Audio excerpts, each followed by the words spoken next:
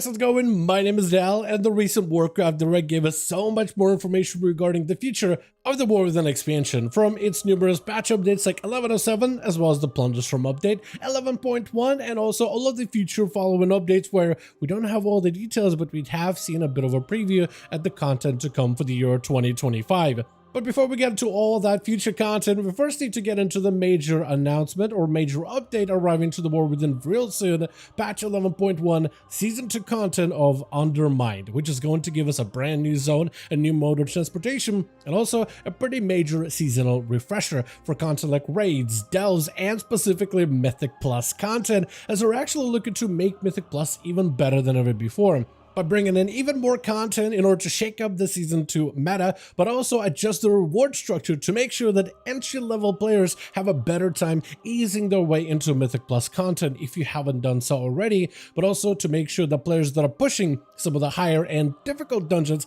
have a much easier way to be able to push into some of the higher end content. That's what I really wanted to highlight today, is all of the Mythic Plus changes arriving with the patch 11.1, or at least everything we know of so far. As always, if you guys want to see more future updates for the War Within expansion, like the patch 11.1, be sure to follow the channel and subscribe. But otherwise, let's dive right in.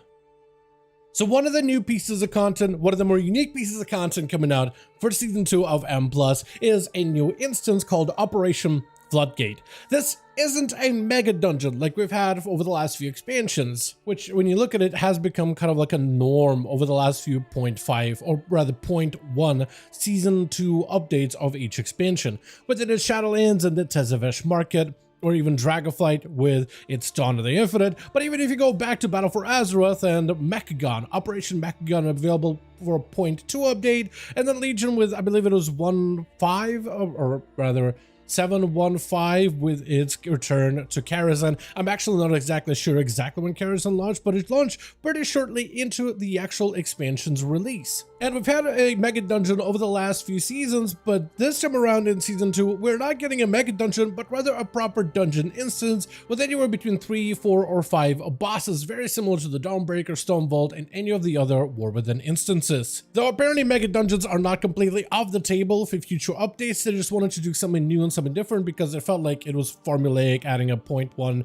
mega dungeon for every single expansion and every single patch update. So I guess it makes sense from that end. But they are also changing the dungeon structure to make sure that this new instance actually plays a part within Season 2 M+ content immediately with the launch of 11.1. So this isn't one of those dungeons that we'll be able to enter in to get some catch-up gear and then never revisit it again until it becomes part of the seasonal progression, like we've had to do with some of the other mega dungeons. Like you would go in there, maybe get an item or two, but for the most part they weren't really relevant until they became part of that seasonal environment. So at the very least, we are getting brand new instances, actual new content being part of this Season 2 updates, and there's also going to be another dungeon addition later down the line as part of the patch 11.2. which is potentially where, if the community really wants to see one, maybe that's where they could include a mega dungeon at that point. And with us getting some more info regarding dungeons within Season 2 pool of the War Within expansion, we did also get ourselves a reveal of which dungeons are going to be part of that Season 2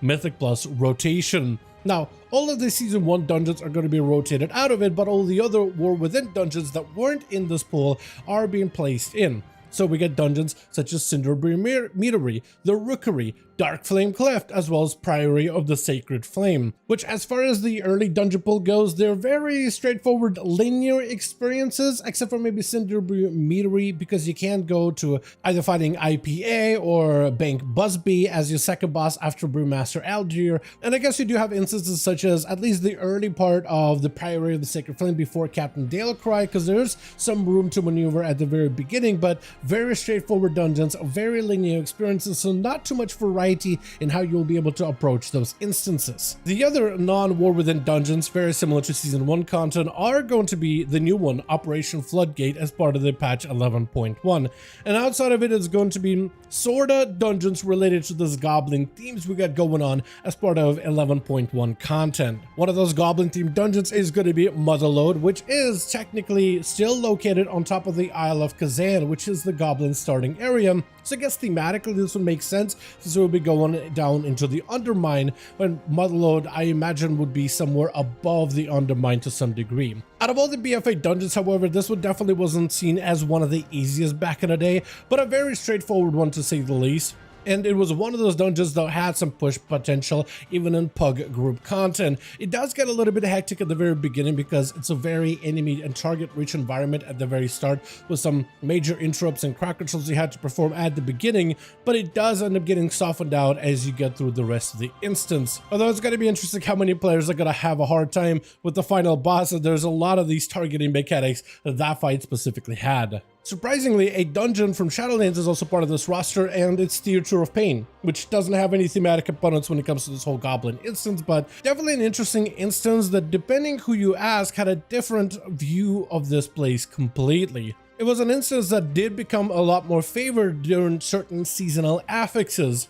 in the expansion of Shadowlands, and they have Zav, the Unfallen Fight, where players actually have to fight one another in the PvP experience in order to be able to get past that encounter, to have one of the players receive a buff while another would receive a debuff. But in terms of linearity, this is definitely one of the less linear experiences, because after the first set of bosses, you get to encounter Gorechop, Zav, and Kulthalorok in any way you see fit, which was interesting. What made the fights in the actual instance better is the skip potential for some of the areas, so maybe they'll add some kind of an in-dungeon component where you can have a little bit more skip capabilities without necessarily having a rogue or a mage in your party, because I think that would make the experiences a little bit more interesting. But this one is definitely a give or take with the rest of the community. Now, the last dungeon on the roster that's been added is actually Operation Mechagon making a return, and this is the second time, or rather the third time, players will be able to play through Operation Mechagon, specifically the workshop area, which starts out with Tussle Tongues, into Kujo, into Machinist, and into King Mechagon himself. It is very unusual that they are bringing back Mechagon this early into the dungeon rotation, however, where the instance itself was actually one of the easier ones, because Mechagon as a dungeon, as the Mega Dungeon or split up Mythic Plus versions of the dungeon,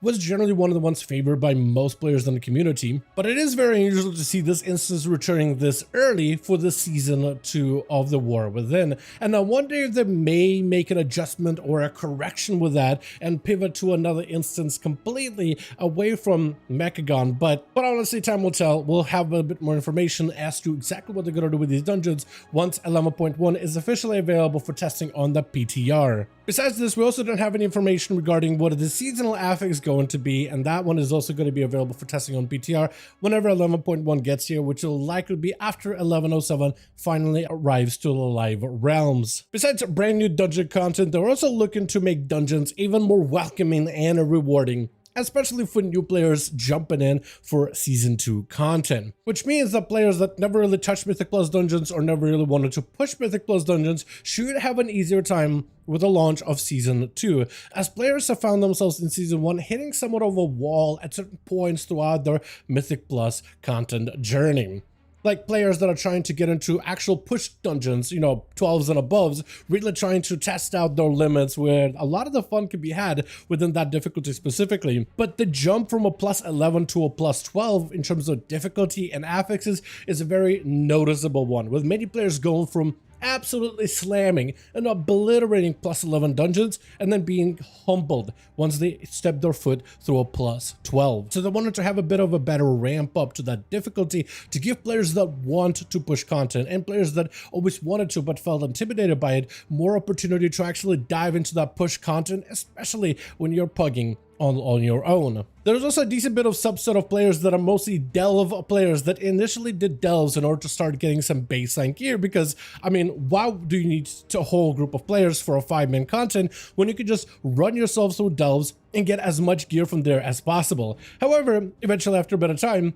delve gear can only be upgraded by so much, and you really need to start doing some group content such as dungeons or raids in order to get the crests and the valor stones needed in order to upgrade all of your delve items. So a lot of players are stepping their foot into Mythic Plus dungeons, but they're not going to lower quality or lower keystone levels, so those are mostly a waste of time. The rewards from there are not that good, and many of them are finding themselves with decent enough gear to be able to get into most groups at a plus 6 or even plus 7 difficulty, because that is where they get a lot of their better gear delve upgrades. However, many of those delve players are walking straight up blind into dungeon content, unaware of the boss mechanics or the actual dungeon and enemy mechanics, or maybe they're not familiar familiar with the environment or exactly where to go as like a tank or a healer. And sometimes you have a group of all these inexperienced Delve players match up together in one single 5-man group, which can lead to an overall bad time and makes players feel like they're just locked out of the dungeon and pugging experience. So their goal going forward for season 2 is to try to make Keystones a more welcoming experience and more rewarding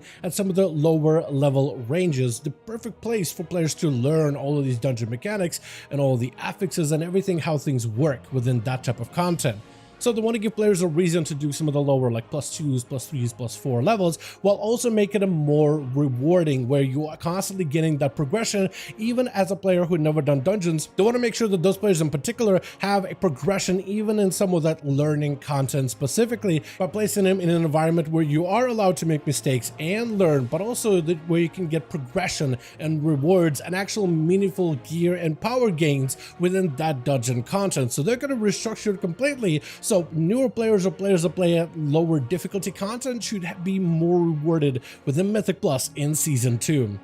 And overall, they're looking to make Season 2 going forward a more rewarding experience generally. And we just discussed how they want to make some of the lower Keystones more rewarding for entry-level players. But they also want to take a second look at the upgrade system that is available right now with quests and Valor Stones, and how that entire system needs a little bit of improvements. I don't know a single person that doesn't love the upgrade system, or at least the idea behind the upgrade system. You get gear from dungeons or raids and you're able to upgrade it to highest ranks. Maybe you'll get a helmet that starts out at 619 item level or 616, and being able to upgrade it all the way to 626 allows your character to grow in power as long as you have the required currencies in order to be able to upgrade all of those items. However, what they really wanted to reconsider is how you get the currencies in order to upgrade your gear, because the upgrade system is amazing,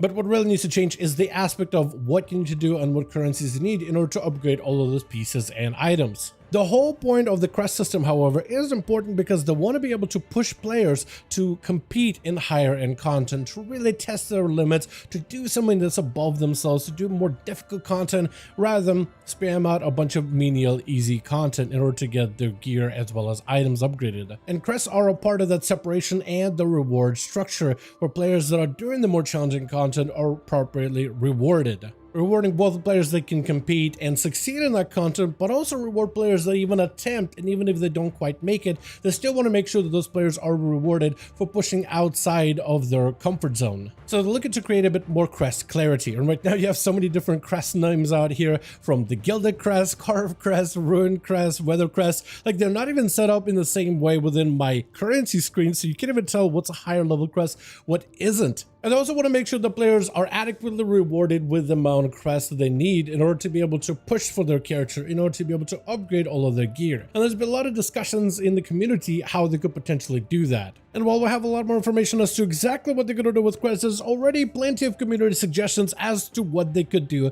going forward for 11.1. Especially when you're just starting out trying to get some of the lower key levels done. The community can feel a little bit toxic sometimes, especially when players dip out of the key when they know that they can't finish it on time. And something that would help out a lot of newer players is for them to change out the way that they award you crests, whether you time the key or miss the timer, by encouraging groups to stick together and finish out the key all the way to the end, instead of dipping out as soon as a group has had one single wipe that's going to set back your process. Another thing that would help out many players is, especially when gearing alts, is the ability to manage these currencies. I mean, getting crests on their own is plenty enough, but a lot of players also find themselves kind of stopgap by Valor Stones specifically.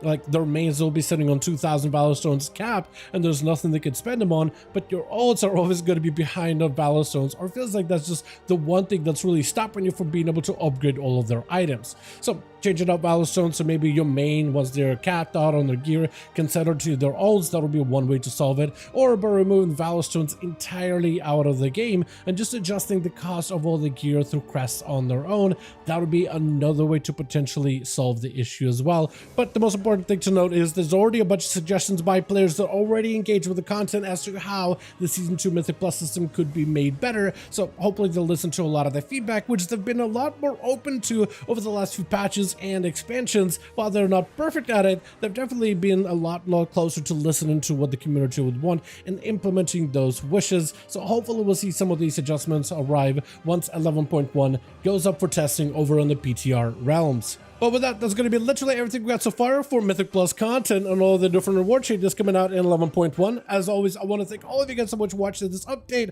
and hope you guys did enjoy the video. If you did enjoy it or found it informative, go ahead and give this video a like. I would very, very much appreciate it. Join our Discord community to be kept up with all the future 11.1 Season 2 updates. Also, let me know your thoughts in the comments down below. And as always, I'll see all of you guys in the next one.